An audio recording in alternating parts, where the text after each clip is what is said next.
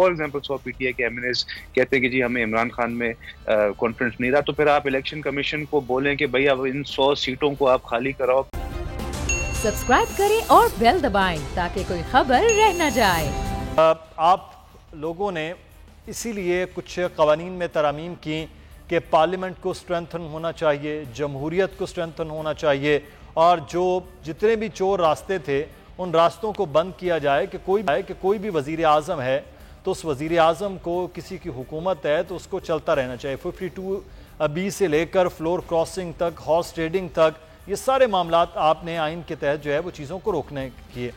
अब वही मामलात जो हैं वो अब आप फ्लोर क्रॉसिंग भी करवा रहे हैं लोगों से, वो हॉर्स ट्रेडिंग के इल्ज़ामात भी लग रहे हैं आप की जमात के ऊपर। तो ये क्या मामला है कि जब आप लोग ये कर रहे थे तब पार्लियामान स्ट्रेंथन करना है, अब एक वज़ीर आज़म की मुद्दत चल रही है उसके खिलाफ आप इकट्ठे हो रहे हैं, ये एक दोहरा मयार नहीं?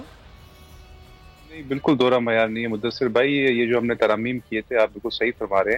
हैं। इसका मकसद यही था कि हम पार्लियामेंट को और डेमोक्रेसी को स्ट्रेंथन करें ताकि कोई गैर सियासी कुव्वत पार्लियामेंट को हाईजैक ना कर सके या उसके पावर्स को स्टील नहीं कर सके। मगर देखें, पूरी दुनिया में जितने भी महज़ब डेमोक्रेसीज हैं, चाहे यूके देख लें चाहे यूएस देख लें, वहाँ पे जो भी एग्जीक्यूटिव होता है, गवर्नमेंट, जैसे अमेरिका में प्रेसिडेंट होता है, यूके में प्राइम मिनिस्टर होता है, तो वहाँ पे भी इस तरह का नो कॉन्फिडेंस के तहत आप रिमूव कर सकते हैं प्राइम मिनिस्टर को। तो अगर आपके अपने अराकीन है, चाहे 12 हो या 25 हो, अगर वही आप में कॉन्फिडेंस लूज कर जाते हैं कि आप अहल नहीं है मुल्क चलाने के लिए, तो इसमें उनको पूरा हक होना चाहिए कि वो पार्टी के खिलाफ जा सके। मगर देखें, अभी भी वो शिक मौजूद है जिसके तहत आप अगर पार्टी के खिलाफ वोट करते हैं तो आपको नाअहल किया जा सकता है उस टर्म के लिए जो हम समझते हैं। और ये लोग कहना चाह रहे हैं कि 10 साल या ताहयात, तो वो तो ज़्यादा एक्सट्रीम पे चला जाएगा ना। अगर एक एमएनए इतना बड़ा कदम उठाने को तैयार है अपने ईमान और अपने कॉन्शियंस के मुताबिक कि वो अपनी सीट उस टर्म के लिए गंवाने को तैयार है, अगर वो पार्टी के खिलाफ जाता है, तो इसका यही मकसद हुआ ना कि वो वाकई में बिलीव नहीं करता कि इमरान खान के पास मुल्क के मसाइल के हल हैं।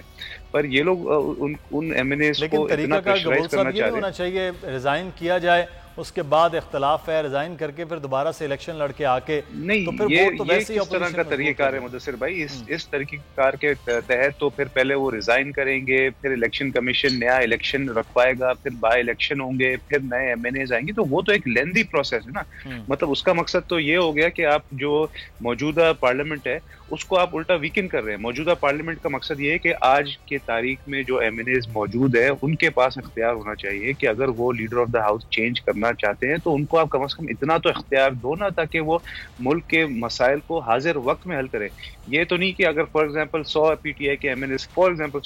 एमएनएस कहते हैं कि जी हमें इमरान खान में कॉन्फिडेंस नहीं रहा, तो फिर आप इलेक्शन कमीशन को बोलें कि भाई अब इन 100 सीटों को आप खाली कराओ, फिर उन 100 सीटों के ऊपर इलेक्शंस करवाओ, फिर आप नेशनल जो एक्सचेकर है, ऑब्वियसली